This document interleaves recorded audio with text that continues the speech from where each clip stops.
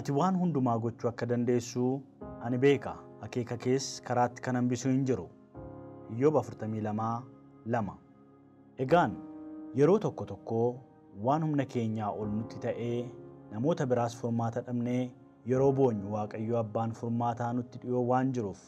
abdii kutachuura Waaqayyotti boo'uudhaan furmaanni argamee namoonni baay'een haala jiran keessaa ba'anii Waaqayyo toora namootaa isaan teessisee kan Waaqayyoon galateeffatan hedduun jiraatan illee isaan keessaa maatii Waaqayyo gargaaree maatii barsiisaa badhaasaa Waaqshumee fi haadha warraa isaanii barsiistuu Dambalii Gammachuu keessatti karaa hojjetaa isaa kan ta'e nama Waaqayyo bara kanatti nuuf kaase ergamaa Geetaahuun Imbiruu hojjetee nu argisiiseef Waaqayyoon galateeffachuuf akkasuma humni fayyisuu Waaqayyo waldaa ifa fayyinaa addunyaa keessatti hojjechaa jiru addunyaan ittiin Waaqayyoon akka galateeffattuuf gara Oromiyaa bahaa Harargee lixaa deemuun hojii kana isiniif qabannee dhiyaanneerraa hamma xumura sagantaa keenyaatti nu waliin turtii gaarii. Barsiisaa badhaasaa Waaqshumii fi barsiistuu Dambalii Gammachuu Oromiyaa bahaa keessatti kan argamtu Harargee lixaa magaalaa Ciroorraa gara kiiloomeetira 70 irratti kan argamtu Bookee Xiqqoo jedhamuun magaalaa beekamtu keessatti argamu. Barsiisaa badhaasaa Waaqshumii fi barsiistuu Dambalii Gammachuu erga wal fuunee waggaa 4 rakkoon nuti keessa darbinee kan waggoota 40 oliiti jechuun dubbii isaanii eegalan. Erga wal fuudhanii waggaa 4 ol yoo ta'an illee rakkoowwan gurguddoo fi qormaata seexanni ittiin mana keenyaa ilaaluuf gochaa ture hedduudha jedhu. Maqaan koo barsiiftuu Dambalii Gammachuu jedhama. Egaa waan baay'ee dubbatame waa'ee keenya dubbatamee xumuruu hin danda'u. Garuu waan hundumaa Waaqayyotu nurraa xumuree maqaan isaa bara baraan eebbifamu. Bu'aa bayii baay'ee dabarsine erga walitti dhufnee kaanee bara 2011 keessadha wal fuudhuun keenya jechuudha. Waaqayyo erga sanaa kaasee loluma seexanni nurratti banu seexanni kallattii baay'eedhaan lola nurratti bana. Baay'ee jireenya keenya jibba nu inaafa. Lola gurguddaatu nurra ture jechuudha. Waraansa gurguddaa hangas hin jedhamne kan namni keessa darba jedhamee yaanne Waaqayyo nu dabarsee namarraa nu godhee duraan dursa maqaan Waaqayyo bara baraan eebbifamu. Nuti walitti dhufnee baatii 4 qofa kan nuti nagaadhaan gammachuudhaan mana keenya keessa teenye. Kanarraa kan hafee guyyaan jennu halkan hin jennu ganaman jennu galgalan jennu mana yaalaarra fiigaa oolla dhibeen koon argamu as dhaqaa oolla dhibeen koon argamu takka kalee dheedhu takka maalii dheedhu takka coggaarraa dheedhu takka infekshinii gadameessaati jedhu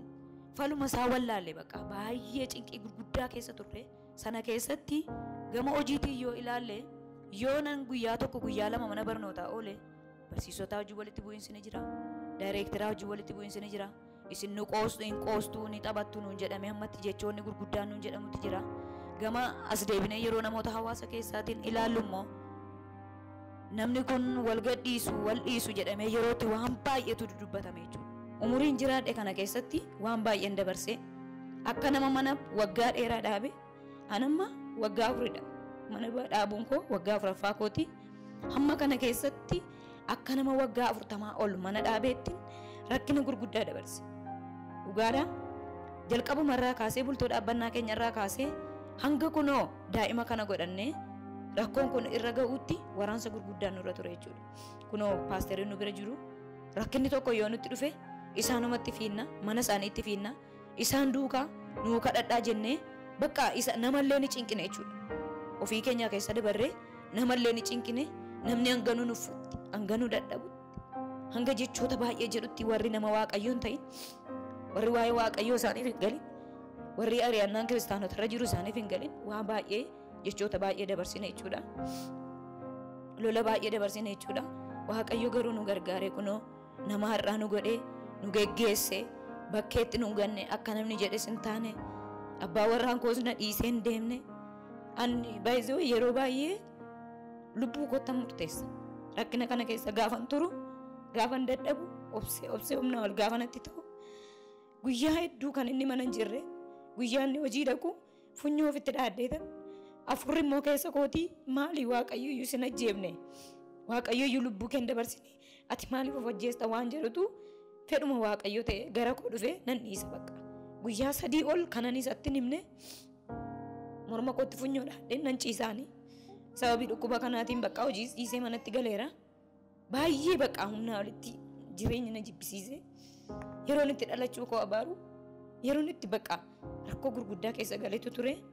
Waaqayyo garuu sana keessatti nan ganne waan hundumaan na bira dhaabbate. Sagaleen isaa na biraa namne jireenyuma keessatti iyyuu jechuudha. Osoo gara daa'ima kanaatti hin dhufini sagaleen Waaqayyo narraa dhabamee hin beeku. Barsiistuu Dambaliin nama Waaqayyoon jaallattuu fi sodaattuudha.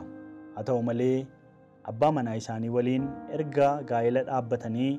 waggoota 4 ol lakkoofsisanii jiru. Haala kana keessatti barsiistuu Dambaliin baay'ee dhukkubsatu. Mana yaalaa hedduu deemanii furmaata argachuu hin dandeenye. Xumura irrattis barsiistuu Dambaliin mana yaalaa xumuraaf deemanii infekshinii gadameessaa waan qabaniif dhala godhachuu akka hin dandeenyeef yoo akka carraa ulfaa'an akka irraa ba'u ogeessonni fayyaa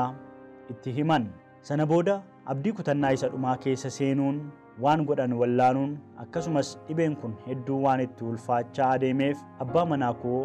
bakka ciisicha kootti na kunuunsuu eegalee haallis baay'ee ulfaataa waan ta'eef namoonni bakkee irraa jechoota garaagaraa waan darbataniif carraan kan koo erga gubatee maafan kan abbaa warraa koo guba jechuudhaan hojii dhaabee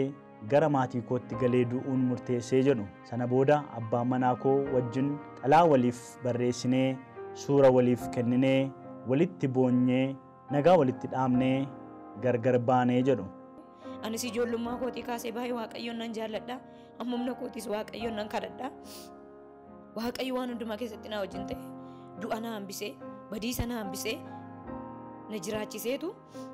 lubbuu kona keessatti eege jechuudha. Gaafa rakkinni kun natti ulfaatee jedhu kanaan osoo jirru 2012 baatii lammaffaa keessa jechuudha. Bakka amanan jibbee jireenya jibbee inni hojii ta'uu an dandeenyu hojjedhu waan mana kana keessa waan dhunnu waan nyaannu isan nu godha annan ciisa of hin ceepha jechuudha. Maaliifan ofii koo anaaf carraa koo yoo ta'e maaliifan carraa nama qaba maaliifan nama guba namnis maalamma yoomitti nan dhufee bakka maaliifan nama cinqa waan jedhu xalaa barreessee fi Waaqayyo gaafa sana ragaadha inni ni beeka. Xalaa barreessee fi suura koocha keessa kaa'ee innis xalaa naa barreesse suura sanaa kennee huccuu koo waan hin qabu hunda guurradheen gara biyyaatti hangaleedheen ka'e. Maqaan koo Barsiisaa Badhaasaa Waaqshuman jedhama. Bakki dhaloota koo godina Wallagga Bahaa Aanaa Diggaati. Bakka nama jiraadhu godina Harargee Lixaati. Nuti bara 2011 gaa'ela dhaabbanne. Gaa'ela erga dhaabbanneen boodas rakkoolee garaagaraa nu qunnamaa turaniiru gama dhukkubaatiin haati warraa koos dhukkubsachaa turteetti. Haalota kanaan immoo osoo kanaan jirtu bara 2012 hospitaala Coroo kanatti yaalamtee haa ta'u malee yeroo sanatti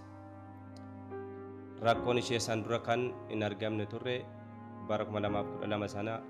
ji'a tokkoffaa keessa hospitaala gaafa dhuftu ni yaalamte. Rakkoo ishees ilaalanii gadameessi kee infekshinii uummatee jirattiin jedhanii sana boodas immoo namni infekshinii gadameessaa qabu immoo dhala godhachuu hin danda'u yoo dhala godhates immoo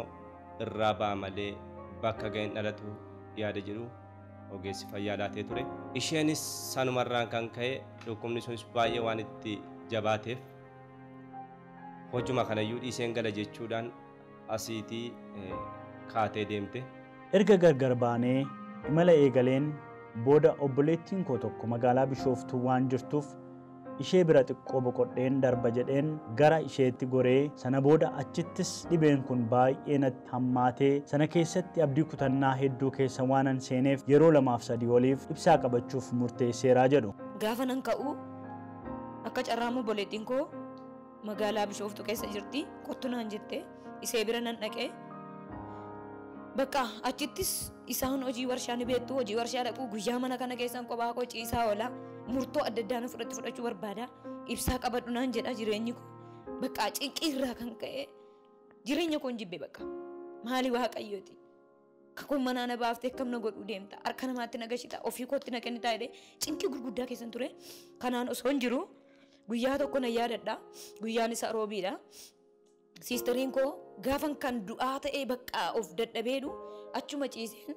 akkubaan itti bu'een silkii siistarii kootti dawwaladhee kottu fala tokko naaf ali bakka lubbuun na keessaa baheeraannaan eeyyama fudhattee dhuftee hojii keessaa. Erga abdiin koo dhumee booda gara waldaa ifa fayyinaa addunyaa dhufee akka carraa namni Waaqayyoo bara kanaaf kaafatee itti gargaaramaa jiru namni Waaqayyoo ittiin hidhaa dhalootaa hiikaa jiru ergamaa Geetaahuun Immiruunaaf kadhatanii ati bilisa bara eegar dhala fidii kottuu naan jedhan ani sameen jedhee fudhadheen gale sana booda dubbii Waaqayyootti amanuudhaan gara mana abbaa manaa koottin deebi'ee jedhu. Dookimentii koos bakka waan hunda hojii kana xaragee dhiise habadu jedhee dhiiseen dookimentii koos fudhadhee beera gaafa sana tiradheetuman ka'ee dhaqee dookimentii koo qabadheen nama Waaqayyoo kanaanii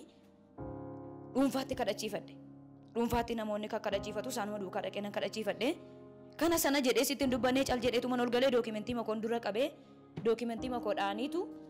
adda kootti zayitii dibataa naa naqaniitu ati bilisaa naan jedhanii sii ta'eeraa deemi naan jedhan bakka nan deeme nan ba'ee nan galee Waaqayyoo gaa karoora qaba jedheetuman nan taa'ee ammas guyyaatti aanu roobiidhaan hanga sanbataatti tajaajilli konfiraansiin ni jira nan dhufe ammas deebi'ee nan dhaqee waldaa dhaqee nan taa'ee achi utuma kadhatanii ergamaa Geetahuun namoonni dhala hin qabne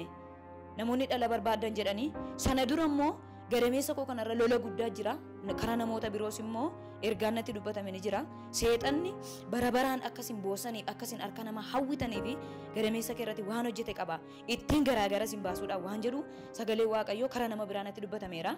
nuti gaa ogeessi waan baay'ee odeessee akkuma inni dubbataa ture waa baay'eedha kanaa saame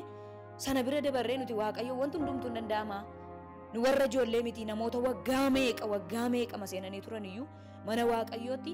bakka furmaata argatu dhala argataa jiru waan ta'eef nuti immoo ijoolleedha seexan ijoollummaa kanaan nu maseensitu jennee baay'ee illikiitti hin qabna jechuudha dhala godhachuu ni barbaanna innis daa'imman ni jaallanna baay'ee jaallanna bakka seexanni kana nu inaafeetu na cufuuf ture achi booda gaafa isaan as baay'adhanii achi bayeetuman dhaqee nuu kadhatanii waggaa kana mucaa fidaa kottaa maqaa Yesuusiin jedhanii zayitii nutti goggodhanii nuu kadhatanii sanaa booda bakka kadhannaa kana fudhadheen namni Waaqayyoo duraanis gaa dhuunfaatti argadhee kadhachiifadheera waan ta'eef kanaa booda manni koon diigamodhee taa'eetti yaadeen isan hojii dhiisee waan hunda dhiisee galuuf ka'e yoon galee tokkoffaa an nama dhukkubsattuudha lammaffaa hojii dhiiseera maallaa godhu maatiin koo ammas sammuun koo dhukkubbitti galaa dheetan Waaqayyoo naa kadhatameera namni Waaqayyoo naa kadhateera kanaachi bakka manni koon diigamodheen qaxxitaa asan deebi'ee gara hojii kottan deebi'ee jechuudha isa sila suura walii ilaannee xalaa walii barreessine xalayyaan sun hamma ammaatti mana keenya keessa jira. Xalaa kan kana walii ilaanne fudhadheetuman gara abbaa manaa kootti nan deebi'e. Sanaan booda nan ulfaa'e yeroo mucaan garaatti naafu Waaqayyoon kadhachuun guyyaa keenya eegganne gaafa guyyaan isaa ga'u Waaqayyo akkuma dubbate raawwatee anis akkuma namni Waaqayyoo natti raajan nan da'e kana dura dhibeedhaan rakkachaa akkasumas dhiigni hedduun sababa na keessaa dhangala'eef dafee dandamachuu hin dandeenye sababuma kanaan ji'a tokkoof mucaan koo diimtuu fi gurraattii ta'uu homaa hin beekun turee jedhu. Kanaa booda daa'imnis galee garaatti na hafee ji'a baatii tokko booda jechuudha. Asii galee baatii tokko booda daa'imni garaatti na haftee waldaa ifa fayyinaatii zayitii fudhadheen galee zayita sana dibadhee inuman kadhadhaa takka na biraa namne jechuudha. Erga waldaa sana dhufee zayitii kos bitadheen galee yoo zayitiin dhumellee bishaanumatti godheetuma numan kadhadhaa Waaqayyo waan hundumaa keessatti lolli haa jiraatu waraansi haa jiraatu malee dabarsee geggeessee hanga nan daa'ima kana da'u biraan na ga'ee achirrattis lolli hin dhabamne baay'ee isii kana da'uudhaa fi kan hin duraan dhukkuba dabarseerra caalaa hedduun cinqame jechuudha. Hedduun miidhame da'umsa ishee irrattis baay'ee humnaa olitti guyyaa 4 ol kan ciniinsuun isii narra ture. Guyyaa 4 booda erga dadhabee booda opereeshiniidhaaf kanan qophaa'eyyuu Waaqayyo immoo gidduutti na gargaaree nan da'e. Da'us immoo gaa ammas rakkoo adda addaan na mudate baay'ee ogeessaan seeraan qabamuu dadhabuurraa kan ka'e kun obboleessi koo barsiisaa lammaan baay'ee nu bira jira kan naa wajjin boo'u keessaa tokko isadha jechuudha gaafa sana. Egaa namoota keenya miti kanan fudhadhee dhaqee akka ogeettiitti nama nu biyya nuti keessa jiraannuudha kan hin fudhadhee achi dhaqee jechuudha. Humnaa olitti miidhame jechuudha. Yeroon sun yeroo koronaatii biyyatti galuu hin dandeenye maatii koo biratti galuu hin dandeenye rakkoo dhukkuba koronaarraa kan ka'e sodaarraa kan ka'e achitti hafneeti kan hin guddaa amma kana miidhame jechuudha. Rakkoon kun egaa Waaqayyotti nan laanne hanga lubbuun na keessaa waan ba'u fakkaate bakka of wallaaleetti ni jira jechuudha. Da'ee ergan ka'ee booda sanumarraan nan da'ee nan galee mana kiyyan geenye jechuudha. Gara mana paasteriifaatti gorre paasteriin nu simatanii lakkina biratti gorta maleedhanii isaan bira dhaqee guyyaa 5 achitti baaseen sanaa booda gaa nus nama rakkifnu jennee utuu isaan didanii taa'aa hanga baatii tokkotti nu bira taa'i lakkii utuu isaan jedhanii nama rakkifnu lakkii mana kiyyatti nan galaadheen ba'ee nan galee ni galle. Ammas gaafan galu akka carraa ta'ee karaa nuti jirru sana makiinaan hin seenu mootora qofaa seena ture. Akka carraa ta'e immoo akka illiqii halkanii guyyaa rooba walitti roobee ana nama dahee miila hangana fuudhuu hin dandeenye deemsa daqiiqaa 30 sa'atii 3 Waaqayyo ragaadha. Namni nu wajjin jirus gaafa sana ragaadha. Miidhama kanarraa kan ka'e miila fuudhuu dadhabe danda'ee miila fageessee deemuu hin danda'u. Sa'atii 3 walakkaa daqiiqaa 30 jechuudha. Walakkaa deemeen sa'atii 3 walakkaa lafa sanaa deemeen dadhabe. Gaafa nan dadhabu abdii kutanarraa gadi hin ciise bakka lafa tokko ga'een nan ciise daa'ima kana baatanii akka nama bakka xiqqoo sinna jechuudha. Sanaa booda namoota waamee barsiisota qe'ee jiran bakka mana keenya jiran yaamee na qaqqabaadha barsiiftuun karaatti dadhabdee jedhee mootorri seenu suniin jedheera baay'ee dhoqqeedha namnuu deemuudha miila qullaa deemna kophee dadhabee jechuudha. Dhufanii achi na fuudhanii mana kiyyatti nagashanii isa mana kiyya nagashan daa'imni na bira jirti gurraattiidha diimtuudha waan hin beeku hin qabu. Na dhukkube jechuudha baay'ee humnaa olitti na dhukkube daa'ima koo kana namoonni nyaataan isuma na gargaara. Waan barbaachisu isan naa godha. Namoonni ganama baadiyyaati namoota keenya miti jechuudha. Namoota amantaa addaati kan nuti keessa jirru. Haa ta'u iyyuu malee isaanis amma danda'an na bira dhaabatanii garuu kallattii nyaataatiin dhugaatiin waan na barbaachisu isan na bira dhaabata. Ganamarraa immoo yookiin galgalarraa immoo kadhatee namootatu dhufee daa'ima kanarraa naa miica jechuudha. Ol jedhee akkana yoon ol jechuu hin danda'u. Yoon ol jedhee amma lafa naan maree nan kufa. Danda'ee ka'uu hin danda'u waan hin ta'es hin beeku akkuma hin ta'e hin beeku bakka. Achi deebitee kan duraan dhala argachuu hin dandeessu yookaas immoo ulfaa'uu hin dandeessu ittiin jedhan achi deebitee ji'a tokko booda daa'imni garaatti hafte. Daa'imni kunis osoo irraas hin bahin osoo rakkoonis irra hin gahin ji'uma ishee eeggattee bara 2012 adoolessa 29 ni dhalatte. Haa ta'u malee haati daa'ima kana eegoo deessu irratti rakkoo yookaas immoo miidhama guddaa waan miidhamteef daa'ima kana qaamarraa dhiquuf hin dandeenye. Baatii tokkoof nama biraatu qaamarraa dhiqa ture, nama biraatu gargaara ture. Egaan kana booda Waaqayyo waan godhu beeka, waan godheefis beeka jechi jedhu manicha keessaa dhaga'amuu kan eegale. Akka namaatti namnis nama nufa waan ta'eef ji'a tokko booda nama na gargaaru waan an dhabeef suuta jedhee ka'ee mucaa koof dhaqna dhiqee sukuumuun eegalee jedhu. Sanaan booda waan an argee fi dhaga'ee hin beekne karaa isheen bobbaatu hin jiru. Karaa fincaanii fayyadamti. Inni immoo baay'ee ishee dhibbisa waan ta'eef boo'ichaa fi dafqa walirraa hin cinne dhangalaasaa boossi mucaan koo irratti argee baay'ee rifadheen maali Waaqayyo qormaanni keenya hin xumuramne jedheen boo'ee abbaa manaa kootti argisiisuuf sardamee jedhu. Namnis dhufanii daa'ima koo kana naa miicu kana gaa daa'imni yeroo buxuchitu sanaa'u ni iyyiti maal akka seen taate garuu waan hin beeku hin qabu. Hubannaa kana waan hin qabneef ilaaluu sinnanne ilaalaa jechuu sinnanne shakkii akkasii hin qabu waan ta'eef jechuudha. Sanaa booda bakka ni iyyiti halkanii guyyaa ni boossi isatu baatee itti rakkata yeroo sana jechuudha osoo hin arginiin dura jechuudha. Sanaa booda gaa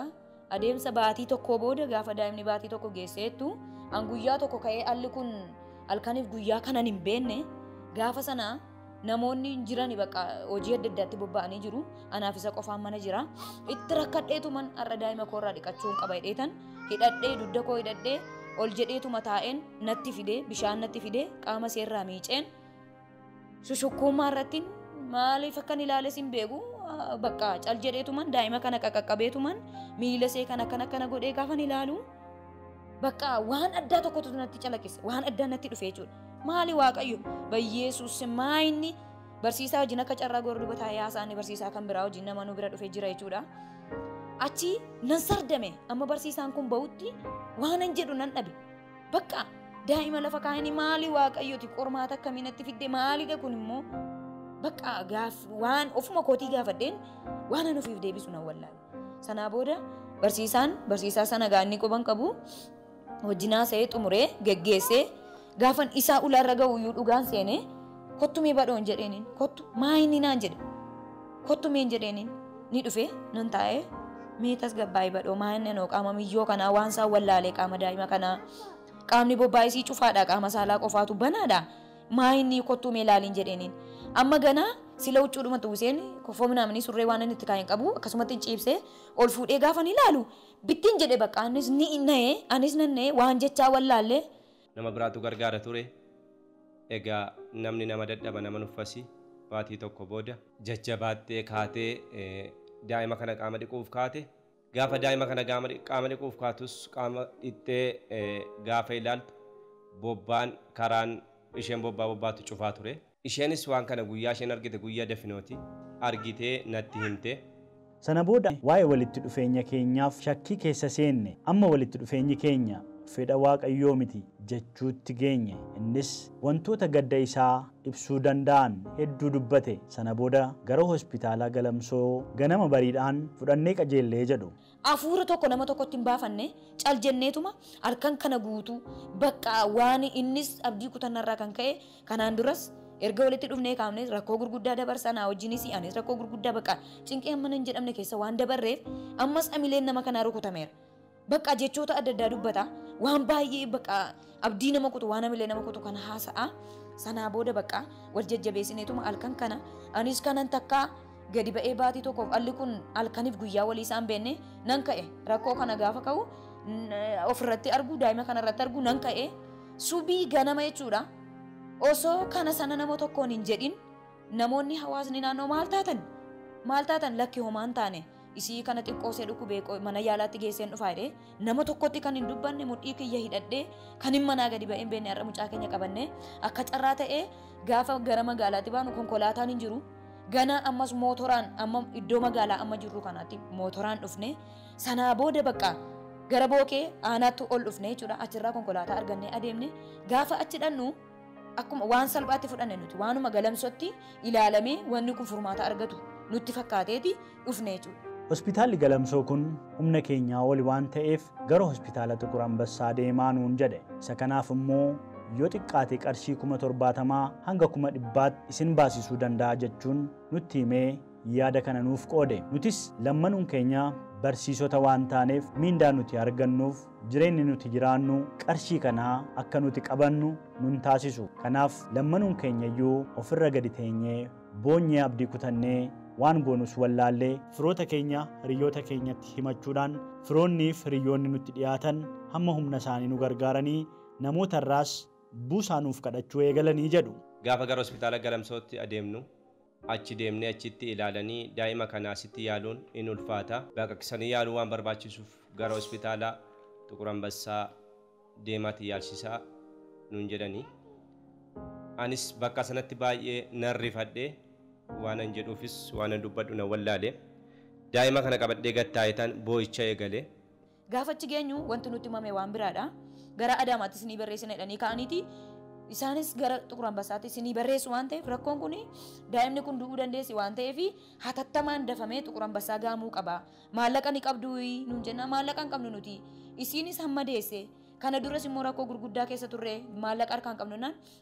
waan fedhallee ta'u 70,000 ol haga 100 qopheeffadhaati qaxxitaa Xiqur Ambassaa deemaa amma ammatti daa'imni kun opereeshinii taate fayyuu dandeessi carraa fayyuu qabdi waan ta'eef jedhanii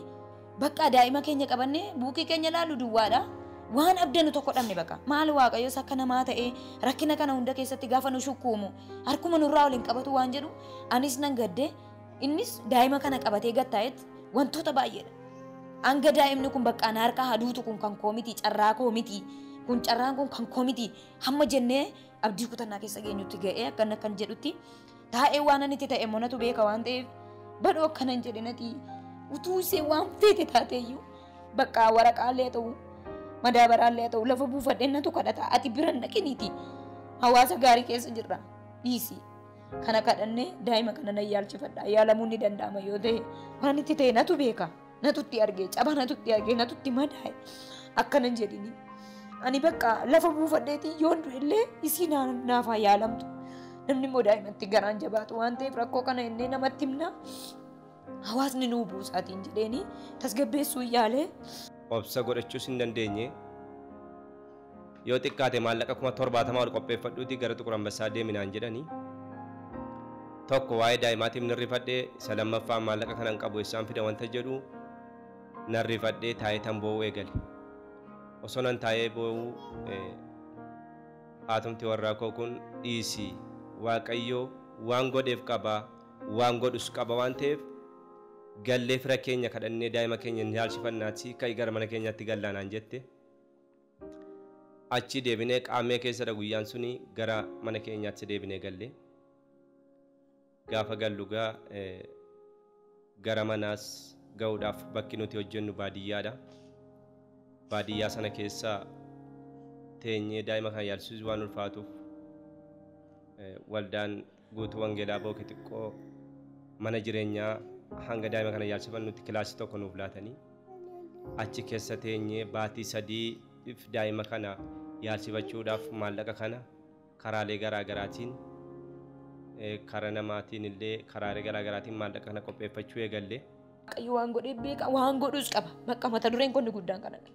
Waaqayyo waan godhee beeka waan godhus immoo qaba. Callisii bakka nurra. Qaxxitaa mana keenyatti gallaa deebinee gallaa ala buufadheetan daa'ima koo kana nan yaalchifadha madaabaraa ala buufadhee lafa buufadhee kadhadhee yoo namni na didellee daa'ima akkasiitii jedhee kadhadhee waaqayyo ni fayyisa. Kallattii makamiinu yookiin immoo gidduu galuu danda'a eetan jajjabeessee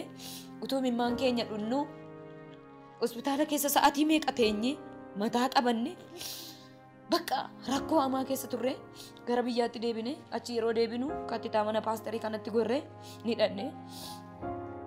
teenyee bakka isaanis nu keessumsiisanii sanaa booda kan nuti itti dubbanne jechuudha. Paasterii rakkoo akkasiiti lafuma nuti dhumnuun beekani paasteriin fa'a dhugaa dhagaa eessaa dhuftuu maayinni jedhan akkuma tasaarra baane maayinni eessaa dhuftuu sinannaan lakkii homaa miti jenneetuma gatteenyee erga jennee booda tasgabboofne nyaata nuu kennanii erga jennee booda teenye waan hundumaa raawwanne paasterii akkasidhaa rakkinnan mallee nu biraa namne akka carraa agarree gaafa immoo kunoo galamsootti geessinu isaan immoo Xuqur Ambassaatti nu barreessanii maallaqa guddaadhaa 70,000 ol qopheeffadhaa achitti isinii fayyuu dandeessii carraa fayyuu qabaachuu dandeessii nuun jedhanii jennaanii paasteriinis bakka rifataniitu dhiisaa waaqayyo waan hundumaa waan godheef qabaadhanii nu jajjabeessanii nu gorsanii bakka abdiidhaan mana isaaniitii baanee waldaa nuu kennanii kilaasii tokko nuu kennanii jechuudha. Achi keessa gara baatii 3 teenye kallattii garaagaraatiin kadhannaadhaanis nu bira goranii waan hundumaan bakka achitti waan danda'ame maallaqa walitti qabannee sanarraa kaaneeti kan nuti achi deemne jechuudha. Egaa nus amma argannu erga argannee booda mucaa keenyaaf furmaata barbaaduudhaaf gara hospitaala Xuqur Ambassaa bakka jedhamee dhufuudhaaf gara Finfinneetti imala keenya qajeelfannee jedhu. Isa kanaaf karaa geenyee lammanuun keenya erga mari'annee booddee maaf dursinee gara waldaa ifa fayyinaa addunyaa deemnee erga nama waaqayyoo kadhachiifannee booda gara hospitaala kanaa hin deemnu jennee sanarratti erga walii gallee booda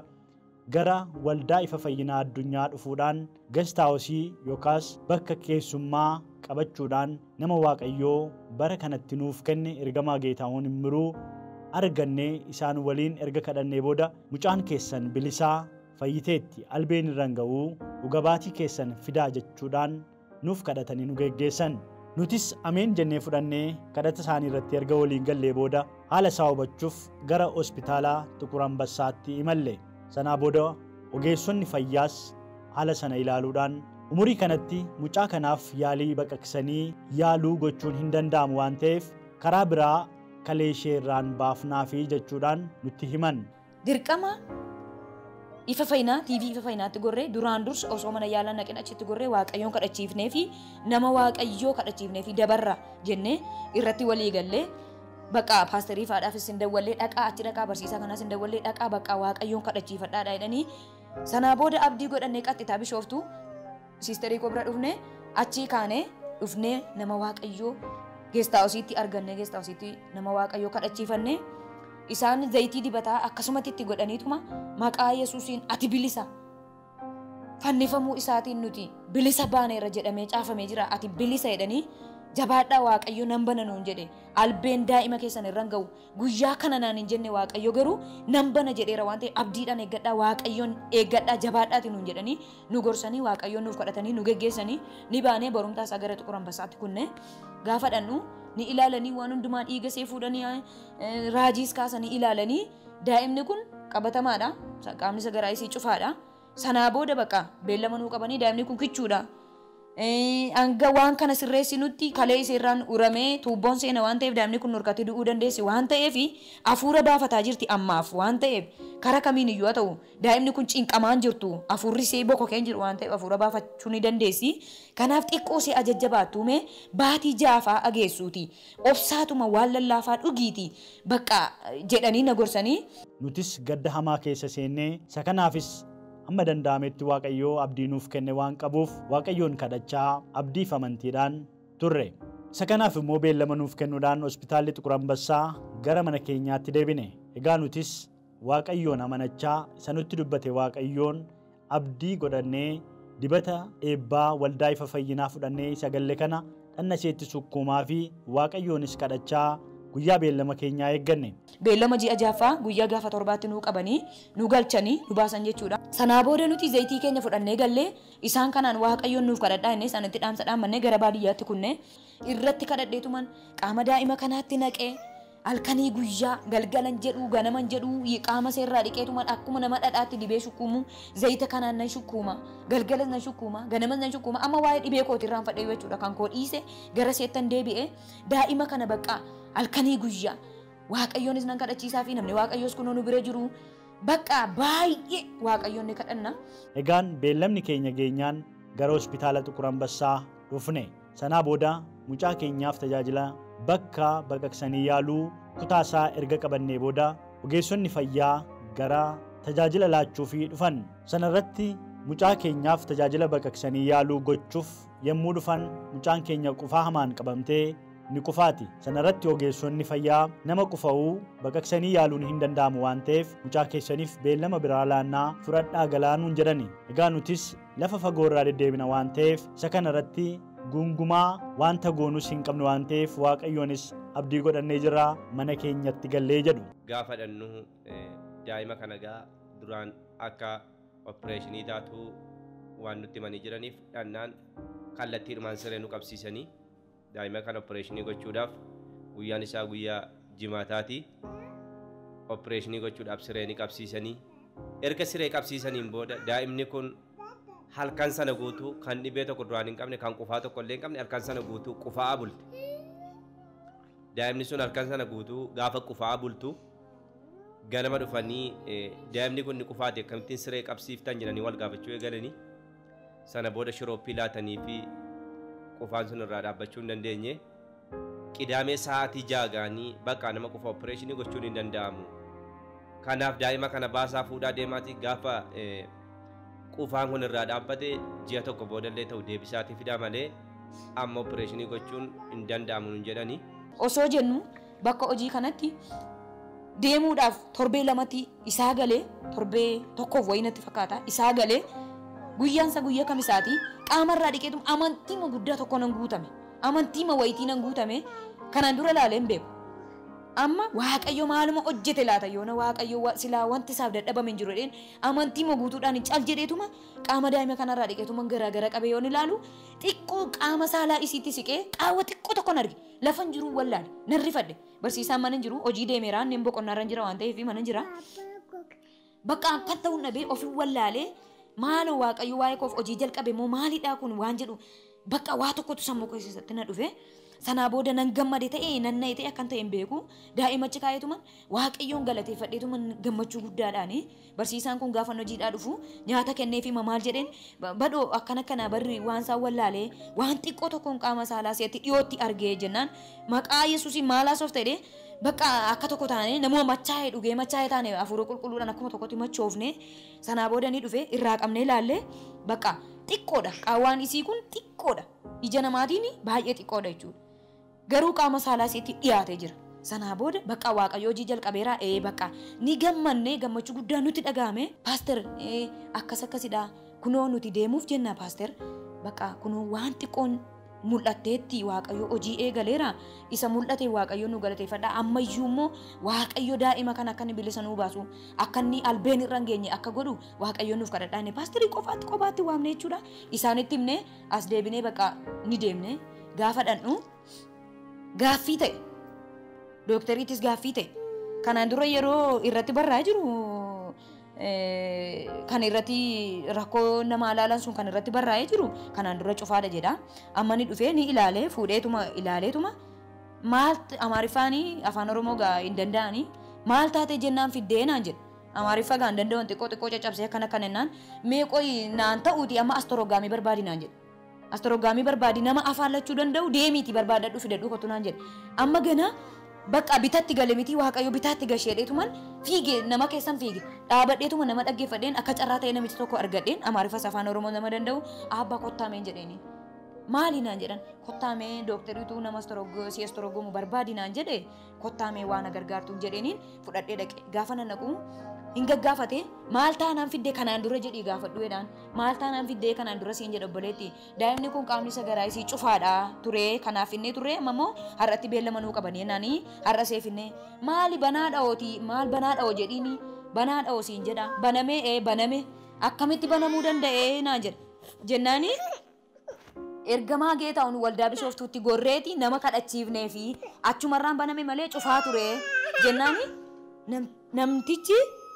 maaloo waaqayyo akkamisin gargaaree nuun jedhe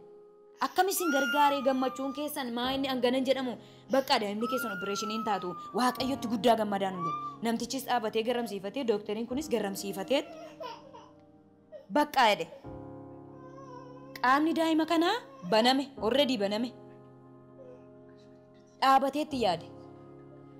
yaade waan jedhu dhabee nutis ni gammanne waan jechaa wallaalle baqa gaafa dookteriitti bita galu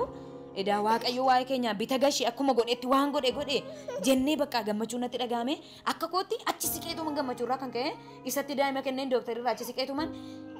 bakka akka waan waldaa keessa jiru wayiin akkuma tokkoon ta'e afurumaan namachaa'e bakka sanaa booda innoo akkasii bakka tuubboo galchee ilaaleeti qaamni isa garaayisii deebi'eera kallattii qaamaan bobbaa noormaalii itti deebi'eera waan ta'eefi garuu immoo dhiphaadha jedhe miilimeetirii 4.3 ta'uu qaba noormaaliin amma immoo noormaalii miti baay'ee dhiphaadha waan ta'eefi opereeshinii ta'uun dirqamadha jedhe jalqabamu malee waa'een opereeshinii waaqayyoof salphaadha inni akka jalqabeetti akka fedhe godha maaltu nuun geenneetuma cal jenne nuti bakka suma kana dhaga'uun keenya iyyuu waan guddaadha maaliif inni jalqabe nuun salphisu waan ta'eefi amantii amma bakka isa duraan rakkina keessa jirru amantii guddaa tokkotti itti seenne bakka waaqayyo jalqabeera waan ta'eef erga jalqabee xumuruun immoo kan isaati keenya miti silas keenya miti hojiin kan isaati waan ta'eef ammas isa jalqabee jennee bakka nuti gammachuudhaan guutamne as gorree ammas bakka nuti zayitii keenya fudhannee ni galle ammas nuti kadhannaa keenya dhaabnee numa kadhannaa halkanis guyyaa namoota sinuma kadhachiifannaa bakka maskaramii 2014 kanarratti natti fakkaata waldaatti kan nuti dhugaa baane akkas natti fakkaata na yaadadha bakka gaafa sana xiqqoo ni cinqamti daa'imni maaliifi qaamni isii kun baay'ee dhuguma dhiphaadha waan ta'eef gaafa isa garaan isii goggogaa ta'u sanaan keessatti gaasan dura waan inni hin dubbatiin darbe waa baay'eedha cinqii gurguddaa yeroo isiin sagaraan sun bu'uu didee dafqi kallattii hundaan irra yaa'ee miixattee dadhabdee du'uufi bakka lubbuun keessaa bahee yeroo nan jedhuun qaba bakka maaligaa waaqayyo erga gootee atumti xumurii akkanatti nan cinqinii nan dhiphisinii jedhe yeroo inni itti bo'u faana qaba jechuudha erguma banameeyyuu baay'ee cinqii guddaa keessa turte jechuudha maaliif yeroo sagaraanis guddataa nyaatas nyaatetti waan ta'eef yeroo inni jajjabaataa dhufu qaamni isii immoo xiqqishoo waan ta'eef baay'ee humnaa walitti cinqamti yeroo sanas bakka nuti abdiin kutanne waaqayyo erga jalqabe inuma godhaa bakka inuma raawwata dirqama isaati sila jalqabe waan ta'eef arraba isaatiin arraba nama isaatiin immoo albeen daa'ima keessan irra ga'u jedhe waan ta'eef nu salphisaaree waaqayyo biyya kana keessatti inni baay'ee liqii ittiin qabne bakka nusi hin jajjabaanne jechuudha sanaa booda bakka nutoo waaqayyo nu gargaare inuma jenne ji'a 12ffaa 13 keessa ji'a 12ffaa 21ttidha kan isaan qaxaroo nuu qabanii ammas abdiidhumaan bakka irran ga'u bishaanumatti godheetuman zayitii waldaa ifa fayyinaa kana zayitiin hin dhumeera bishaanumatti godheetan yaa waaqayyo gaanu salphisiinsitu jalqabeedheetan ofii koos bishaanumatti godhee irratti kadhadheen fuula koo qaama koo kana guututti dibadheen isattis dibeen daa'ima kootti dibeen bakka yaa waaqayyo akka goote godhenne albeen irran ga'in jenne ni dhanne qaxitaa ni dhanne gaafa dhanneenu ilaalee dooktarii kan biraadha gaa dookteriin kaleessa bira dhanne har'a kan biraadha bor kan biraadha tokko miti jechuudha jijjiiramaadha amma gaafa dhannu olaanaadha kan itti nu geessan jechuudha dooktara olaanaa opereeshinii godhuu danda'udha achii booda ilaaleetu already maali dhiphatee naan fiddee naan jedhe afaan oromoo xiqqoo ni danda'u isaanii nama lamadha. Maal taanaan fidde dhiphannaan fidde moo maalii rakkoon daa'ima kana ture naan jedhe. Lakkii duraan cufaa ture amma nama waaqayyoo kadhachiifneef yennaan baname dhiphaadha waan ta'eef dirqama opereeshinii taatee bal'atuu qaba jedhamee beellama irratti qabannee dhufneen jedhaniini sanaa booda akkasii ni safaranii ilaalanii miilimeetira 4.3 millimeter ta'uu qaba normaalii waan ta'eef kun immoo normaalii miti daa'imni kun booda irratti gaafa guddataa deemtu tarii rakkoo irratti uumuu danda'a mesti opereeshinii ta'uu qabdi waan ta'eef jedheeti bakka kutaa opereeshiniitti nu erganii ni deemne dhandhee siree qabanne waan hunda gatii waan hunda kaffallee ofirraa finne guyyaan isaa jimaatadha siree qabanne ni ciifne halkan kana guutuu daa'imni nagaa fayyaa kan finne halkan kana quf ol deebisa ni kufaati maal waaqayyo rakkina irratti rakkina naa dabaltaan jedhan takka immoo bakka waaqayyotu ittiin gidduu galuufi waan ta'eef bakka hojii isaa hojjetuu jalqabeeran bakka nurkaa walla jechuudha jireenyi nurkatti walla tokko maali waaqayyo ammas ganaa nama dhukkubsa nama qufa'u opereeshinii godhamuun akka hin danda'amne shur beekamaadha waan ta'eef ammas waaqayyo ganaa achi deebisee as nu deebisuuf immoo maali deebinee immoo inni bakka dhiisii ati bakka waaqayyo gidduutti hin galuufidha dhiisii waaqayyo opereeshinii akkasiin hin taaneefidha nuun jedhee bakka fudhannee ganama gaafa dhufanii opereeshinii already opereeshiniidhaaf dhufan jechuudha isaan gaafa dhufanii jedhanii daa'imni ni kufaati bakka ol deebisa kan iseen oote ol deebisa sanaa booda maayini daa'imni kun ni kufaati maal hojii fiddanii ree opereeshiniidha kutaa opereeshinii jirtu nuun jedhe fayyaa finne edaa kan inni asitti qabee eda qabamtee bulte waan ta'eef maal goona reennaan nutti himtanii dursitanii erga qabamteedhaan maal halkan kana eessa jiru eessatti itti himnaree halkan ofii keenyaaf anu duukaan cinqii argaa ture taa'aa bullee waa'ee daree ciisichaa ganamni wallaale jira jedhee yaadu innaani bakka isaan lollolanii bakka shirooppii kennaniif amma ammatti shirooppii fidaati shirooppii obaasaa yoo dhiisuu baatu ni baatuudhaan ishii bakka waaqayyo gidduutti hin galuu fakkaatanii inni fiigee dhaqee shirooppii fidee nanoo baasee homaa daa'imni inuma kufaati ol deebisa bakka maal waaqayyo gidduu manuu gale bakka inni abdii horanneetuma isaanonni dhufanii amma nan dhaqee gaafa dheedu bakka opereeshinii ta'uu hin dandeessu namni qufa'u opereeshinii ta'uu hin danda'u maaliif yeroo qufa'u opereeshiniin kun dha'uu danda'a waan ta'eef hin danda'amuuti baasaati ji'a tokkos haa ta'u torbee lamas haa ta'u hamma fedhee ta'u yeroo isiin qufaan kun irraa badu deebisaa fidanuun jedhu. Sanaa booda bakka tole jenne itti himne paastorii faati namootatti dawwallee akkasidha bakka waanuma waaqayyo jedha ta'uti dhiisaa galaa kadhani ni galle ammas bakka nuti egaa xiqqoo takka yeroo goggogu ni cinqamti ni rakkatti sanuma laalleetuma bakka waaqayyo waan godhu malee ni geessina inni ammas erga baatii tokko fixe fayyite normaal taate dhiise qufaan ammas iqidii qabanne gaafa nuti iqidii qabannu torbeetti deemuun keenya torbanitti galu mucayyoo ammas qufaan fuudhee gittim godhee ni qabe ni qufaati bakka mana yaalaa tan keessaa hin fayyitu mana yaalaa tan keessaa gaafa dhufee beellamni keenya irra darbee dhumoo ni dhiise qufaan ni dhiise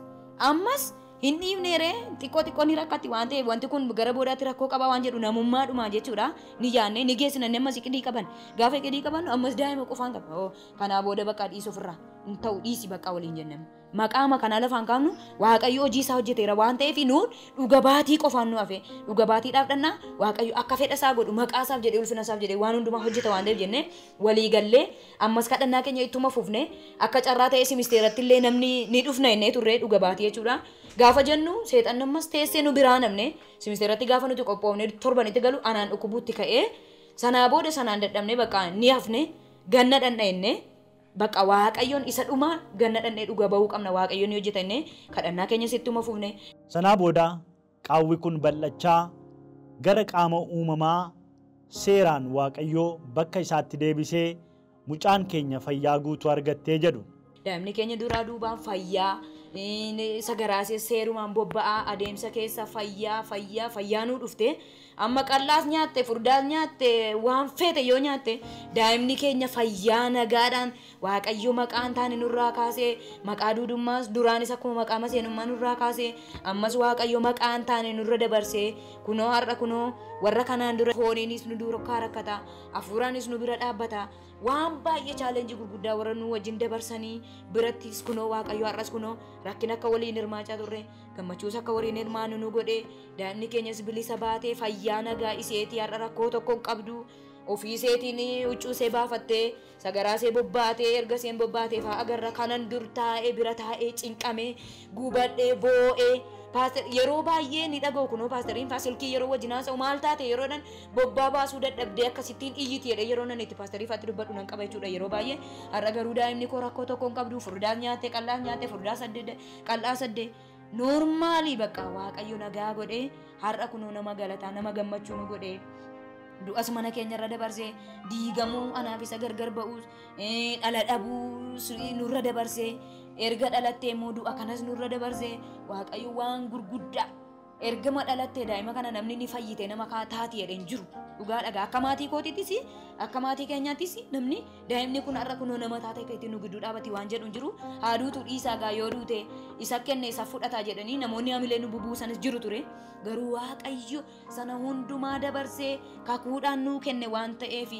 isa kakuudhaan nuu kenne moo waaqayyo namni kakuu takkaan ni lolama malee mo'amees hin beeku du'ees hin beeku namoota kakuu baay'ee irra lolli ture baay'ees waaqayyo geggeessaa ture nus isaanuma ilaallee isaaniin sagalee waaqayyo keessatti abdii godhanne itti hafne waaqayyos nutti hafee kunoo har'a bara baraan dhuga baatu addunyaa kanarratti isa nu godhe waaqayyo maqaan isaa bara baraan eebbifamu baay'ee waaqayyotti gammadaa rakkinni kamiyyuu yoo dhufe har'a anaani abjuu natti fakkaata maani wanti kun beeyyesuus anuma mataa kootu dhugaa yeroo tokko bakka waanuma addaa tokko natti fakkaata nan taa'a hin garramama ofin wallaala gammachuudhaan yeroo itti guutamu qaba maani kun akkamitti danda'ame waaqayyo ati garuu dinqiidhaan yeroo nan itti jedhee kophaa koo taa'ee waaqayyoon dinqifadhu jira ammasuu bakka opereeshinii sanatti osoo geessineerra ta'ees rakkina isaanii beektu warra opereeshinii ta'anii daa'ima xixiqqoo kana ofirraa buqqisuu dandeessi rakkoo gurguddaa jira waaqayyo nu salphisiin jennee kan nuti isatti boonye waaqayyo salphina nu oolchee ija maatii keenya nu guuchisee ija namaas nu guuchisee namoota kallattii adda addaatiin nu duukaa rakkatanis ija guuchisee waaqni keenya nu salphifne jechas nurratti nan bifne gadadoof rakkinas nurratti nan bifne nu gargaaree waaqayyo kunoo maatii galataa nama galataa nu godhee akkasitti babbareechee ulfina nama addunyaa guutuu irratti dhugaa baa'u nama ulfina isaa odeessu bara baraan nama maqaa isaa kabajuu isa nu godhee waaqayyo waaqaaf lafarratti maqaan isaa bara baraan eebbifamu egaa TV fafaynaa baay'ee itti hirmaachaa itti eebbifamaa ofii keenya irra dabarree namoota baay'een achitti hiikamanii kan dhala hin qabne achitti dhala argachaa akka jiran caccabaanis achitti fayyaa akka jiru jaamaan achitti banamaa akka jiru duudaan waggaa 13 ija keenyaan TVdhaan amma baay'ee hordofna jechuudha TV kana namni waggaa 13 duudee ture yerootti baname dubartiin tokko argineerra namni kunoo dheengadduma isa dhufne kanallee namni waggaa tokko guutuu afaan isaa hidhame hin dubbanne achitti yeroo dubbate ni agarra waaqayyo dinqii gurguddaa hojii gurguddaa achi keessatti hojjetaa jira waaqayyo ammallee daddabalee waldaa sana gamaa gamanatti habal'isu hafuuraanis kallattii hundumaan ergamaa gee ta'uunis waaqayyo bara isaanii jireenya isaanii maatii isaanii haa eebbisu bara baraan eebbi mana waaqayyo sana keessa haa jiraatu akkasumas immoo namoonni akka keenya rakkatan jiraachuu danda'u dhiphina adda addaatiin bakkee baay'ee ala keessa ta'anii rakkinaan kan dararaman qorumsaan kan dararaman kallattii bultootiin kallattii ikoonomiitiin sooshaalii ikoonomikaalii faayinanshaalii namoonni miidhaa adda addaa keessa jiran jiraachuu danda'u gara fayyisuu kanaa immoo kan dhufanii irraan hirmaanne ni jiraachuu danda'u kanaaf dhaamsan qabu gara mana waaqayyoo dhaqa mana waaqayyoo furmaatatu jira falatu jira fayyuutu jira nuunuu maqaan mana ga'u kana nurraa kaasee maqaama seenummaarra darbe akkasumas immoo lola guddaa daa'ima kanarratti baname waaqayyo nurraa kaasee kunoo maatii galataa nama galataa nu godhee saba isaa keessa nu dhaabee boquu walluu qabachiise dhugaadhaan daa'imni kun rakkoo kanarra jirtutti ani ofin tuffadha nama keessatti jechuudha maaliif bakka maqaa gadhee baadheen jira waan ta'eef akka namaatti ofin lakka'u akka abaaramtuu tokkootitti bakka akka waan waaqayyo jibbee dhiisee waan waaqayyo boquu narraa qabatee dabarsee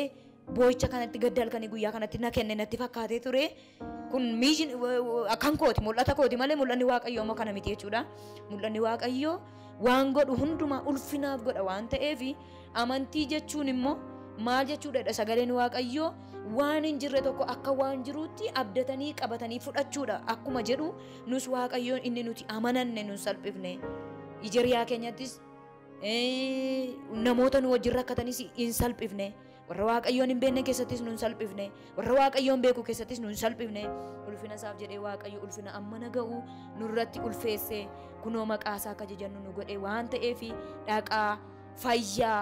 rakkoo adda addaa kan qabdan irraa fayyaa mana waaqayyoo dhaqaa itti eebbifamaa itti jiraadhaa waaqayyoon immoo rakkina kam keessatti iyyuu waaqayyoon ganuu barbaaduun barbaachisaa miti waan maqaan fayyisuudhaaf kenname waaqarrattis lafarrattis Kiristoos ilma waaqayyoo qofaaf jedhamee caafamee akkuma jiru namni hundumtu rakkinni yoo irra jiraate rakkinni yoo isa qaqqabe obsuu qaba nutu rakkina gurguddaa dabarsine baay'ee isaan dubbanne malee waan baay'ee dabarsine namoonni waaqayyoos jabaadhaa warri waaqa kana hin qabaannes qabaadhaa mana waaqayyootti deema waaqayyoonis kadhadhaa ittis eebbifamaa nama waaqayyoo kanaafis kadhachuun irra jiraata kallattii hundumaatiin waldaa kanatti eebbifamaa nama kanas bira dhaabadhaan jedha waaqayyoonni waan hundumaa keessatti nu gargaare bara baraan haa eebbifamu isiniinis baay'ee isin galateeffannaa dhuftanii rakkina kana keessaan wajjin hirmaachuu keessanii fi waaqayyo isin haa eebbisu ulfaadhaa kabajamaa eebbifamaan isiniin jedha. Yeroo lama karoosine yeroo lachuu daa'ima manumatti qofaanee galee sana booda nutis ofirraa dhibne bakka waaqayyo xumureera waan ta'eef nutis hin deemnu jennee waaqayyo nu gargaareera kanaaf wanti nuti deemnuuf hin jiru daa'imni keenya nagaa taatetti jennee nutis hin dhiifne daa'imni keenyas ergasii nagaa isheeti bobbaa ishee akkuma dhala namaatti nagaadhaan bobbaati kanaaf rakkoolee kana keessa waaqayyo nu dabarsee nama har'aa nu godhe nama galataa nu godhe akka nuti waaqayyoon galateeffannu nu godhe madaan waaqayyo fayyise dhiiga hin dhangalaasu godaannisa hin qabu kanaaf waaqayyo nu gargaaree isa silaa opereeshinii ta'uun malee isa silaa dhidhi ishee dhangala'uun malee waaqayyo godaannisa tokko malee daa'ima keenya nuuf fayyisee jira. Akkasuma namoonni itti dhiyeenyaan beekan paastariin waldaa isaanii namoonni maatii kana duukaa dadhabaa fi kadhataan gargaaraa turan waa'ee maatii kanaa akkas jechuun dubbatu. Maqaan koo Paaster Dabalaa Takileen jedhanii waaqayyo na abbaa hojii kana hundumaa dura galataa fudhatu. Seenaa maatii barsiisaa badhaasaa fi akkuma kana barsiistuu Dambalee dhaaf kan mana kanatti walitti qabamnee jirru seenaan isaanii akkuma barsiisaan kaasuu yaale jalqabumarraa akka abbaa furaatti isaan biran jira buleettiin keenya barsiistuu Dambaliin baay'ee dhukkubaan qoramaa akka turte sirriitti keessa beekaa jechuudha.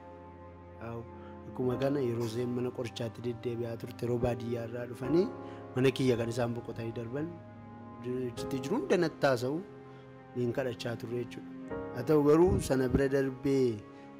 dhimma daa'ima kana gaafan kaasu amma gaafa akkasitti dubbatamu tarii waan salphaa yookiis immoo waan xiqqoo tokko fakkaachuu danda'a gaafa namni bira jiru namni ittiin gale immoo akkam akkanni sammuu namaatti ulfaatu baay'ee beekamaadha jechuudha. Daa'imni kun guyyaa gaafa dhalattee akka guyyaa lamaa booda hospitaalaa gaafa baane gara mana kiyyaatti kan isaan qabatanii dhufanii mana kiyyaa akka guyyaa 5 erga boqotanii deebi'anii gara mana isaaniitti kan isaan deebi'an. Gaafa gara mana isaaniitti yaa'uudhaan turtii baatii tokko booda waan kun kan dhaga'ame ammas tuu manatti nimi qaxxeetama qabataniitu gara hospitaalaa galamsooti kan deemanii gaafachi gaan rakkoon kun mucayyoon kun qaamni karaa isheen bobbaatu cufaa akka ture itti himanii kanaaf immoo maal gochuu akka qaban qaxxeetaa hospitaalaa Xuqur Ambassaatti rifeerii isaaniif godhanii jechuudha. Naagaachirraa gaafa rifeerii isaanii fudhataniitu deebi'anii gara mana kiyyaa dhufanii jechuudha jalqaba. Gaafa gara mana kiyyaa dhufan akka carraatee mana hin jiraa taa'ee isaan haasofsiisee daa'imni kun rakkoo uumamaa kan akka qabdu nattaa isaanii erga nattaa isaaniitii booda isaanillee jechuudha keessumaa haala ulfaataan yeroo sana isaan gidduu ture baay'ee kan namatti hin tolle jechuudha. Maaliif daa'imni akka nama tokkotti daa'ima waaqayyoo irraa fudhataniiru daa'ima fudhatan kan ammoo qaamni isheen ittiin bobbaatu cufaa ture kanaaf baay'ee itti dhagahame haga gaafa sana jechuudha. Haga tarii gaa'illi keenya kunillee fedha waaqayyoon turre kanaaf immoo yoo adda baanillee wayya hanga jedhanitti yeroo taasaan barsiisaa badhaasaan irratti amma murtoo hanga kanarra yeroo ga'u ture hundumaa keessatti barsiistus qofaatti gorsaa akkuma kana barsiisaa badhaasaas gorsaa yeroodhaaf immoo akkuma jedhame waldaa keenya waldaa guutuu wangeelaa bookee xiqqoo akka turan goone achitti kadhachaa fi maallaqa akka walitti qabatame ture waldaa isa ga'umna ishee deeggaraadha kan turte jechuudha. Naaf dhugaadha wanta amma barsiisaa afaan kaasan mucayyoon kun rakkina hangana ga'u keessa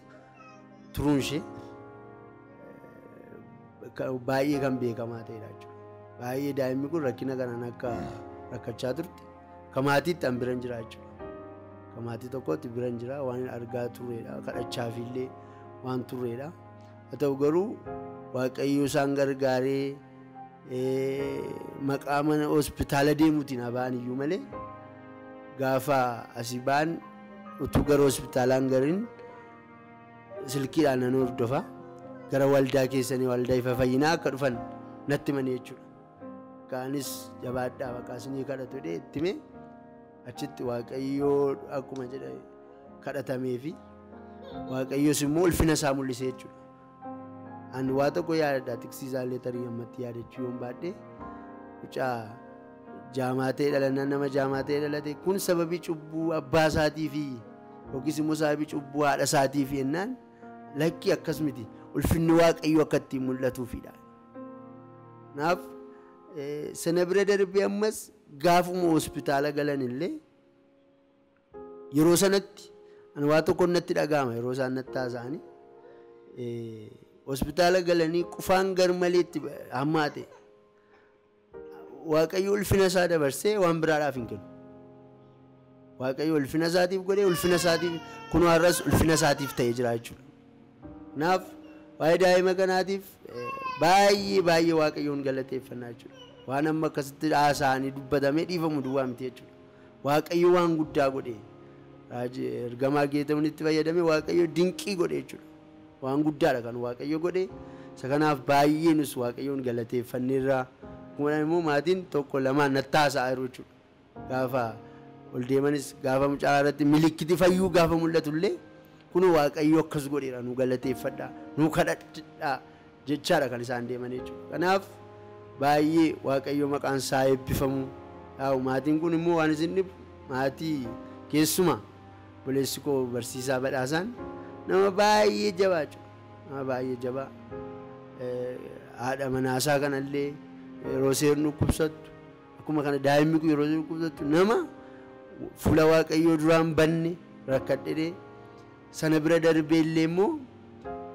nama waaqayyoo nama nu fayyisa waaqayyoo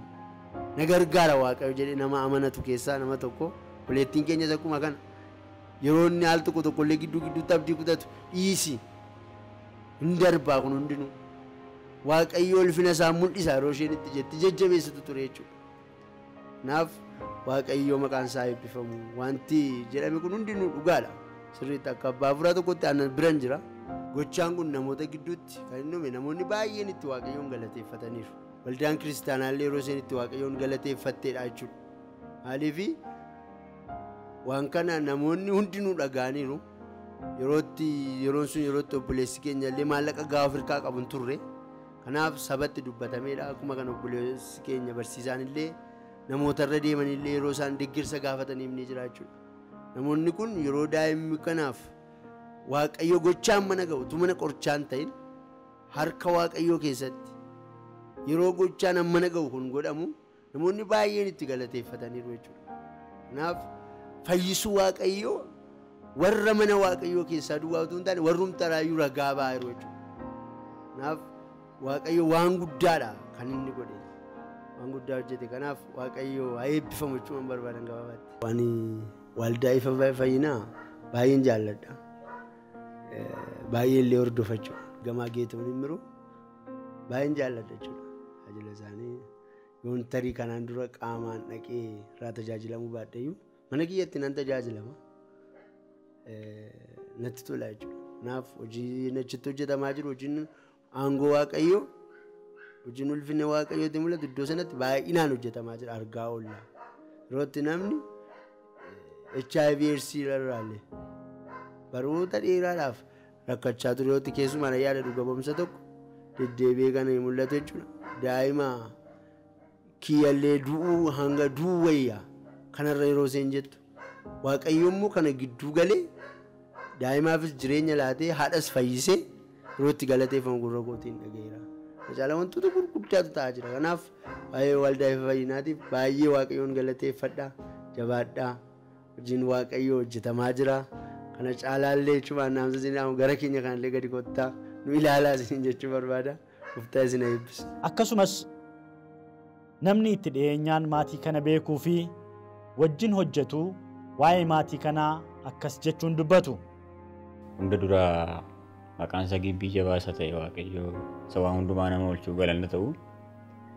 Taansee ani maqaan koo barsiisaa Lammaan Nigaatuu naan jedhanii. Aniif inni ijoollumaatis nama ol beekuudha. Maatiin keenyas nama ol beekudha jechuudha. Ani kanan biyya kana dhufee bara 2010dha. Inni na dura waggaa tokko dhufee. Akkuma achitti maatiin keenya wajjin jiraatan nutis illee asitti akka maatiitti walii wajjin jireenya eegalle jechuudha. Utuma kanaan jiru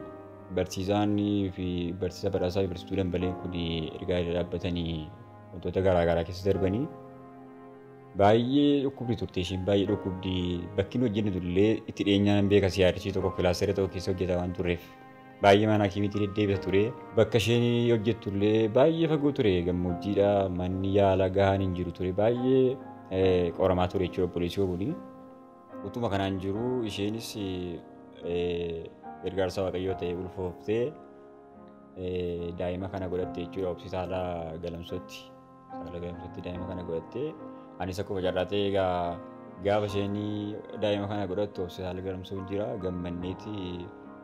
muciyyoo kana fudhannee galle jechuudha. Egaa fuunee galle malee maal akka ta'e hin ilaalle quba hin qabnu erga deessee kaatee ji'a tokko booda tasuma waan takkaa dhageenye hin beekne dhageenye jechuudha. Innis maali nutti bilbilee daa'imni na jalaa dhukkubdiimee kottaa gara chirchiitti nuun jedhee gara chirchiitti achi deemnee akkana nam jedhee maaree daa'imni kiyya karaa isheen bobbaatu karaa isheen fincaan fincooftu bakka takkarra jira bakka hospitaala Galamsoo dhaqee dhufee hospitaalli Galamsoo xiqqoo Ambassaatti deemte yoo yaalamte malee si fayyuu hin dandeessu gara maallaqa 70,000 isin gaafata itti jedhanii nutis baay'ee gaddine. Kana booda paasteriittis dawwalee ijoollee godinyaa kootti dawwalee gaafa danda'ametti namni fayyisuu hin danda'u nama gargaara malee fayyisuu danda'u waaqayyoodha. Magaalaa keessa deemnee namni sun beeku wantichis namaaf haaraadha. Nuti dhageenye hin beeknu baay'ee haanuutti ta'e baay'ee rifannee magaalaa keessa deemnee maallaqa wayii amma dandeenyis gurree ammoo namni nama gargaarutti malee kana goonee sana booda innis baay'ee nama obsa qabuu fi nama waaqayyoon jaallatu isaan lamaanuu mee gara waldaa ifa fayyinaa dhanna jedhaniitti yaada kaasanii nus illee akka isaan dhaqan itti himnee daayirektilii gara waldaa ifa fayyinaa dhaqanii raajiinis mallattoo tokko akka argan waaqayyo akka isaan gargaaru daa'imni kana akka albee irra hin geenye natti manii jedheetu nutti hime. Nutis waaqayyoo hin fayyisa inni irraa waa biraan qabnu gaamma abdiin keenya bakka sanatti abdiin kiristaanota bakka sana jiraanii waaqayyo qofa. Abdiin kutannee jira amma dhuguma birrii maallaqa 70,000 arganna waan jedhu sammuu keenya keessa hin jiru. 20,000 argachuun baay'ee ulfaate waan ta'eef. Waaqayyo hin fayyisa inni isaanillee waaqayyo hin fayyisa jedhanii gara waldaa ifa fayyinaa gaafa dhaqanii mallattoon ni agartuu albee mucaa keessa irra hin ga'u jedhani. Illee baay'ee gammadde bakka waldaa ifa fayyinaa ga'anii deebi'anii utuma adaduma kanaan utuma deddeebi'anii waaqayyoo waldaa sanatti gaafa deebi'anii mallattoon irratti argame jechuudha. Gaafa mallattoon irratti argamu akkuma rakkina isaaniitti himan ammas gammachuu isaaniitti nutti himatanii mallattoo irratti agarree miciyyoon keenya karaa uumamaa sana karaa qaawwaa xiqqoo tokko arganii nuun jedhanii bakka baay'ee gammannees baay'ee gammannee kunoo waaqayyoo akka kanatti nu gargaaree daa'imni yeroo sana baay'ee dhukkubsattu illee amma kunoo waaqayyo daa'ima fayyaa kana daa'ima akkana bareeddu kana fayyaa godhee rakkoo ishee irraa hunduma bilisa baatee isaanillee nama gammachuu ta'anii nuti illee nama gammachuu ta'anii kunoo akkanatti golee keenyaa osoo keenya baay'ee waaqayyoon galateeffannaa. Itti dabalee ani waldaa ifa fayyinaa qaamaan dhaqeen jiraan akka carraa ta'e haati mana kiyya dhukkubsattee yoo da'ee fayyina qaamaan dhaqee jira fayyina gurguddaa achi ta'u hundaa argeetiin jira haati mana kiyyasii achitti hafuuramaa waan keessaa beef an dhugaan jedha baay'ee waaqayyoo achitti hojjeta hojii waaqayyoo achitti hojjeta baay'een waldaa sana bira dhaabbachuu qaban jedha namni waldaa sana bira dhaabbachuu qaba jedha galanni isa hundumaa gargaareef waaqayyoof haa ta'u namoonni kanarraa waa barachuu qabu. Ispeeshaalii obboleessa keenyarraa obsi inni qabu obsa baay'ee jabaa namoonni hin gufatu namoonni yeroo bara kana keessattuu wantoonni kana fakkaatu irra gahe baay'ee gufatu inni garuu dhaabbatee cimee dhaabbatee waaqayyoo isaatti hafee waaqayyoo isaa immoo isa gargaaree sagalee waaqayyoo akka jedhutti maqaa isaa kan waammatu inni oolaadha. Waaqayyoof galannaa ta'u waaqayyoo kun akkasitti isaan oolchee nama galataan godhee kunoo miciyyoon keenyas completely she is delivered from her problem. Akkanatti gammanneetu nama gammachuu taanee as jirraa ammallee waaqayyoo maqaan isaa bara baraan haa ulfaatu dhumarratti ani waan jedhu chaanaalii fayyinaa baay'ee ilaaluun jaalladha waaqayyo sinaa eebbisuu lafa amma kana deemtanii dhuftanii nu ilaaluu keessanii fi isin wajjinaa ta'uu bara baraan tajaajilli keessan haa eebbifamu dhaaltu mootummaa isinii isaa godhu jechuun barbaada. Akkuma amma argaa turre nuti kan dhufne magaalaa Bishooftuu waldaa ifa fayyinaa addunyaa irraa dhufne amma gara Harargee lixaa ciroo jirra. Egaa hojii waaqayyoo ajaa'ibsiisaa hojjete kunoo kan isaan dhufanii waldaa keenyatti dhugaa ba'anii arginee nunillee baay'ee ajaa'ibsiifannee nu dhibee mee nama kana namoonni beekan ollaan isaanii namoonni wajjin rakkina kan hirmaataa turan jiruu isa jedhu achumaan erga isaan ijjin haasofne booddee jira ragaan illee jira kan mana yaalaa paastariin waldaa keenyaallee akkasuma barsiisonni wajjin hojjetaa turre nu duukaa rakkataa turantu jiranii isaan qabannee wal arguu dandeenya jedhanii yeroo nuu kennanii nunillee ulfaadhaa innaa yeroo keessanirraa nuuf laattanii dhuftanii dhuga baateen akkatti laachuu keessanii ulfaadhaa kabajamaa isiniin jennaani. Egaa akkas jedha sagalee Waaqayyoo Luqaas boqonnaa 1:25 inni kun hojii gooftaati. Waaqayyo gara booddeetti na yaadate ceephoon irra ture hundumaan irraa fageessee itti Elsaabeeti. Kun hojii gooftaati. Bolaan kun deeggarsa isa ta'u gaafatanii mana yaalaatti yaalamuudhaaf yaalaniiru waan uumamaan cufaa ta'e bansiisuudhaaf yaalaniiru. Ogeessa bira dhaqanii qaxaroo qabamaa bansiisuu hin dandeenye gaafa asii ka'an galamsoodha gaafa ka'an Harargee kana gaafa ka'anii ammoo bana madanii ka'anii hin danda'amne ammoo banuuni hin danda'amne furmaata argachuuni. Egaa akkuma beekamu Waaqayyo waldaa ifa fayyinaa keessatti karaa argamaa ga'e ta'uun hojii gurguddaa hojjetaa jira. Egaa Waaqayyo gaafa hojii isaa hojjetu qilleensa keessatti hojii hojjeta miti nama kaasa Waaqayyo namaaf kaasa. Bara kana keessa immoo Waaqayyo kunoo akka kanattiin nama isaa nuuf kaasee afaan isaa kan dubbatan Waaqayyo kabajee waan duudaa kunoo banee ija keenyaan kunoo arginee addana dhufnee argaatti jirra dhuga baatii gurguddaa argaa jirra jechuudha. Akkuma nama dubbadhee kun hojii Waaqayyooti opereeshinii biraan hin jiru waan tokko yoo hin jiru dubbiin kun dubbii jechaati dubbii sagaleeti isumatu duudaa bane isumatu waan hin jirre jiraachise. Isumatu waan toora gadhiise tooratti deebise. Kanaaf Waaqayyoon guddaan galateeffadha. Gaafa bolaan kun Bishooftu dhufanii dhugaa ba'an warra ta'anii hirmaatanii warra ta'anii wajjin bu'anii boo'icha bu'u boo'icha gaddaa utuu hin taane boo'icha gammachuudha. Bu'anii dhuga baasaa hirmaatan keessaa tokkon ture jechuudha. Kanaaf har'allee imimmaantu na dhangala'aa ture yeroon taa'ee dhaggeeffadhu. Bolaan kun har'a fuulli isaanii ifaadha jireenyi isaanii ifaadha. Warra wajjin dhufanillee ani waan an jedhu eenyuun haa ta'u eenyuun jaamaa ta'e dhalatu duudaa ta'e dhalatu naafa ta'e dhalatu kun abaarsaaf naa kennamee jettanii yaada biraa keessan galinaa kunoo Waaqayyoon bareeche Waaqayyoon gargaare kanaafi abdii kutattanii amileensin bu'ee gaa'ila hin dhiisina gaa'ila keessan bolaan kun utuu murteessanii akkuma xalayaa barreessan sana gaa'ila kana diigan ta'e sila har'a naasofnu turre. Rakkina sana mo'atan obboloonni keenya qilleensuma sana keessatti rakkina sana mo'atanii haala sana mo'atanii irraa nama galataa ta'anii mataan buufne gaa'illi isaanii illee hin fashaloofne gaa'ila dhaabbataa godhatanii kun har'a dhaabbatanii jiranii. Egaa kanan jedhu eenyumaan yoo ta'u namoonni miidiyaa kana hordoftan barumsa guddaa irraa argattan jedhee yaadaanii obboloonni kun yoo rakkatan iyyuu gaa'ila isaanii dhiisanii hin deemne yoo deemte yoo deebitee walitti deebi'anii kunoo nama galataa nama dhala godhatu ta'anii Waaqayyo asiin isaan ga'ee jira. Kanaaf anan kanan jedhu akka kiristaanaa tokkotti akka paastirii tokkotti akka nama waaqotti dhaamsan isinii dhaamu yoo jiraate rakkanni jettanii gaa'ila hin diigina qoramanii ni mo'atanii kanaaf har'a qoruun sun gammachuudhaan bakka bu'ee Waaqayyo maqaan isaa ulfaatu isiniin jechuu barbaade kanaaf asumaan gaa isinillee baga gammaddan jechuun barbaada maatiin duukaa dhuftan gargaaraa turtan baga gammaddan baga Waaqayyo kanarraan isin ga'e. Gaafa isiinsa garaa baatu daa'imni kun akka nama ibsaan qabee yeroo seensa garaa baatu akkana godhatti humnaa olitti qaamni isii kun bakka ni dafqaa nan boo'aa nan iyyaa inni ani yaman qaba waan ta'eef inni hojii dhaqaa guyyaa kana guutuu mana kana keessa ooleen jechaan iyyaa oola erga jalqabdee yaa Waaqayyo daa'ima koo kana akkuma jette albeerraan hin gahin jedhee zayitii asii fudhannee gallee yoo zayitiin kun keessaa dhumellee bishaanumatti naqeetumani Waaqa TV fayyinaatti namoota baay'ee dhugaa baastu yaa Waaqayyo gooftaa ganamaan maqaa kana narraa buusi jedheetan baay'ee Waaqayyoon nan kadhadhan ture Waaqayyos kunoo nu gargaare waan hunduma isaa hambisee karooraaf yaada seexanaa karaatti hambisee kunoo fuula keessan dura akkasittiin babbarennee akka dhaabannu sanu godhe Yesuus Kiristoos kanamee ol ka'aatii al tokko Waaqayyoon ilil jedhaatii naa galateeffadha.